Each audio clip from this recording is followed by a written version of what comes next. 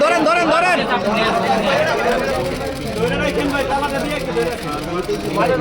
একটু ডানে চাপেন, একটু ডানে চাপেন। হাতিয়ার গর্জে ওঠো আরেকবার, 87 হাতিয়ার গর্জে ওঠো আরেকবার, 2000 হাতিয়ার গর্জে ওঠো আরেকবার, 24 হাতিয়ার গর্জে ওঠো আরেকবার। জাগো রে জাগো, পলিটেকনিক জাগো, দেখো দেখো আমাদের দাবি, আমাদের দাবি, আমাদের দাবি মানতে হবে, মানতে হবে, মানতে হবে, মানতে হবে, আমাদের দাবি, আমাদের দাবি।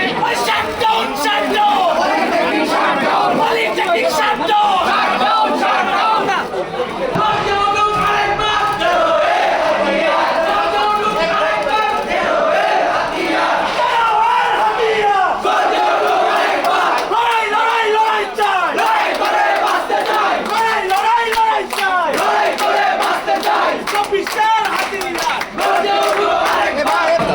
দিয়ে তারা কিন্তু লিখে দিয়েছে কারিগরি সেক্টর।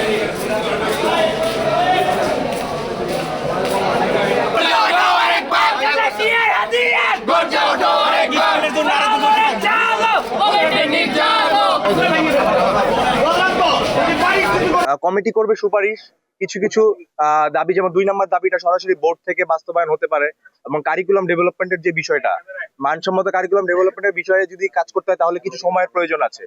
তো সেই চিন্তা করে আমরা কারিকুলাম ডেভেলপমেন্ট এবং বোর্ডের যে দাবিগুলো সেটা সরাসরি এই কমিটি 1 দিন কি 2 দিনে বাস্তবায়ন করতে পারে, কিন্তু এমন কোনো ফলাফল আমরা দেখতে পাইনি। বিগত আমাদের প্রায় 2 বার বৈঠক হয়েছে, 3 বার লাস্ট যে মিটিং ছিল সাথে সেই মিটিং নিয়ে 3 বার বৈঠক হয়েছে, কিন্তু আমরা এখনো কোনো বাস্তবায়িত ফলাফল দেখতে পাইনি 2 নম্বর দাবির সপক্ষে।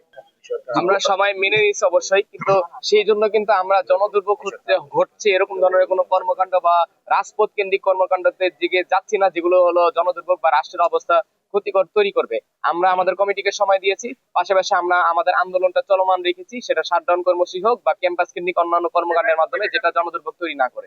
এখানে কারিগরি শিক্ষার্থীরা প্রত্যেক বছর ডিপ্লোমা ইঞ্জিনিয়ারিং এ সরকারি বেসরকারি মিলে প্রায় 2 লক্ষ শিক্ষার্থী ভর্তি হয়। এই 2 লক্ষ শিক্ষার্থীরা এখানে আসে 10ম গ্রেডে চাকরি করার জন্য উপসহকারী প্রকৌশলী পদে। তারা উচ্চশিক্ষার তাদের যে অধিকার সেটা তাদের নিশ্চিত নাই, কারণ ডুয়েটে ইতিমধ্যে 800 সিট আছে। তো বাকি যে সকল শিক্ষার্থী এবং সরকারি জব পাচ্ছে হচ্ছে শুধুমাত্র 5 to 10%, বাকিরা কোথায় যাচ্ছে? তাদের অধিকারটা আমরা নিশ্চিত করতে পারছি না। তাদেরকে আমাদের যারা আমরা শিক্ষা